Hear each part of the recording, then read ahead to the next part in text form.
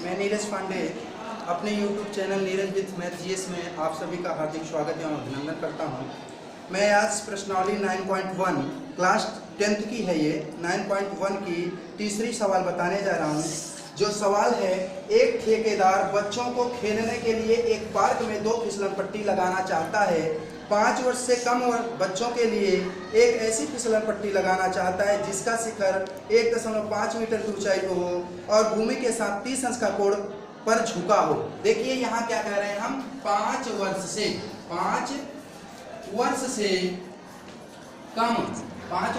कम उम्र के बच्चों के लिए फिसलन पट्टी बनाना चाह रहे हैं। तो देखिए इसमें शर्त क्या दिया है कि इसका जो ऊंचाई हो, कितना हो इसकी ऊंचाई 1.5 मीटर होनी चाहिए। और दूसरी बात इसमें कहा है जो इसका झुकाव है, झुकाव कितने अंश के साथ होना चाहिए, 30 अंश के साथ झुकाव होना चाहिए। देखें अगर आप यहाँ पर ये इसका 1.5 मान लेते हैं, ए बी फिसलन पट्टी है आपका, और यह बिंदु सी पर जाकर के जमीन से टच होती है, जैसे कि उसमें बच्चे फिसल करके यहाँ आ सके और उनको चोट न आए।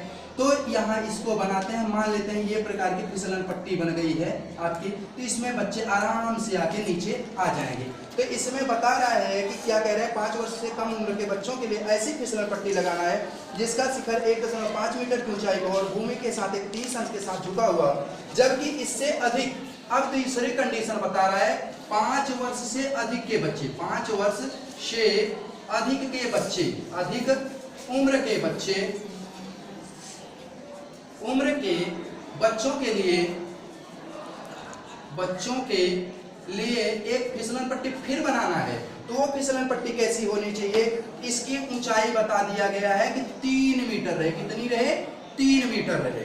इसकी ऊंचाई 3 मीटर रहे और यह जमीन से छू रही है, तो कितने अंश के साथ छू रही है, या जमीन से जब छूती है तो 60 अंश कोण के साथ छूती है। इसको हम मान लेते हैं यम और यन फिसलन पट्टी है। यम यन फिसलन पट्टी है जो कहीं बिंदु P पर वह झुकती है। अब इस फिसलन पट्टी से भी बच्चे नीचे फिसल करके आएंगे। अब देखिए 5 साल से ऊपर के बच्चे हैं, उनको चोट कम लग सकती है, इसलिए इसको क्या किया गया, थोड़ा हाइट भी ज्यादा दिया गया और इसका ढाल भी ज्यादा बनाया गया। क्योंकि आप सभी को पता है कि हम जितना ही लंब से दूर जाते हैं आपका कोण बढ़ता जाता है। देखिए यहाँ पे 90 होता है, उसके बाद ये धीरे धीरे घटता चला जाता है। यहाँ पे 60 हुआ, आगे अगर आप खींचेंगे 30 होगा और आगे खींचेंगे, इस प्रकार से कोण का मान क्या होता है, घटता चला जाता है। तो यहाँ पे हमें यही है कि 60 अंश कोण बनाती है, तो प्रत्येक स्थिति में फिसलन पट्टी की क्या बतानी है, लंबाई बतानी है। तो देखो बच्चों, यहाँ हम इस सवाल के लिए पहले हल करते हैं। हमें क्या बताया, 1.5 मीटर बताया गया। अब हमें फिसलन पट्टी बताने, तो यहाँ आप ध्यान देंगे अगर, तो आपको चाहिए क्या,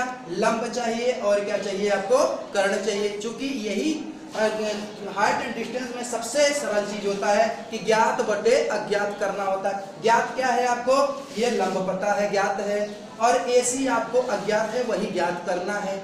क्योंकि इसमें 3 चीज हमेशा दी रहती है, एक कोण दिया रहेगा और 2 भुजाएं दी रहेंगी, तो उनमें से एक दी रहेंगी, एक नहीं दी रहेंगी, ज्ञात करना होता है। या फिर दोनों भुजाएं दे देगा, आपको कोण ज्ञात करना होगा। कुल मिला के हाइट एंड डिस्टेंस में जब भी सवाल लगाने होगी 3 चीज आपको अवश्य दिया रहेगा, अन्यथा आप सवाल को हल नहीं कर पाएंगे। तो हमें ये 5 वर्ष से कम बच्चों के लिए फिसलन पट्टी वाले में क्या करते हैं, लंब, ये जो फिसलन पट्टी की लंबाई ज्ञात करने के लिए क्या करेंगे, इसको 2 पार्ट में बांट देते हैं। हम कौन सा अनुपात लेंगे, त्रिकोणमितीय अनुपात, साइन लेंगे। क्योंकि इसमें ये लंब है, इसमें ये कर्ण है। साइन थीटा बराबर आप सभी जानते हैं, साइन थीटा बराबर क्या होता है, लंब बटे कर्ण।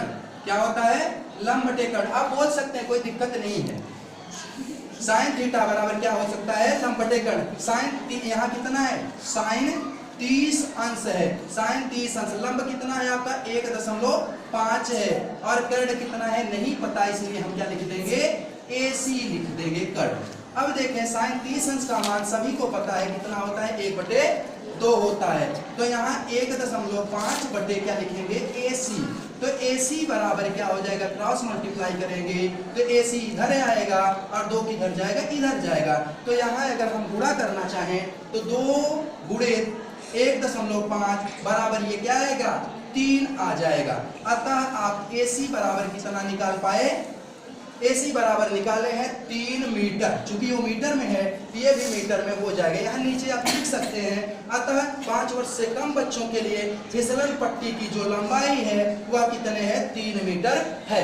अब आते हैं हम इस सवाल में। इस सवाल ये चूंकि बड़े बच्चों के लिए है तो यहाँ क्या स्थिति वही है, यहाँ भी आपको मान किसका लेना होगा, साइन का ही, क्योंकि हमें कर्ण और लंब के रूप में हल निकालना है। तो देखिए बच्चों, साइन 60 अंश, क्योंकि यहाँ साइन थीटा बराबर क्या होता है, लंब बटे कर्ण। एक बार हम लिख दिए इसलिए दोबारा ये फार्मूला नहीं लिख रहे हैं। तो लंब अपना कितना है, 3 है। लंब कितना है, ये 3 है। और कर्ण कितना है आपका, ये देखें तो आपका कर्ण नहीं पता, इसलिए यहाँ हम क्या लिख देंगे, यम और पी, क्योंकि जो भुजा का नाम है वही हम लिख देते हैं। साइन 60 अंश का मान करड़ी में 3/2 होता है और 3 बटे MP। अब MP का क्रॉस मल्टीप्लाई करेंगे तो MP बराबर आपका आएगा, ये 2 का 3 में गुणा होगा तो 2 पंचे 2 तिहाई 6 और क्या हो जाएगा, ये 3 कहाँ जाएगा, नीचे जाएगा।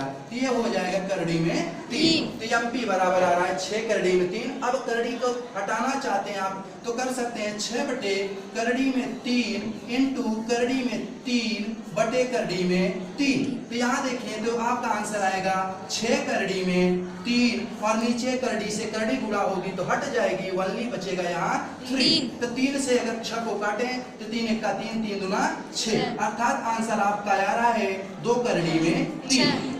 2 करड़ी में 3। तो यहाँ देखा जाए तो बड़े बच्चों के लिए जो फिसलन पट्टी की लंबाई है वह कितनी है, 2 करड़ी में 3।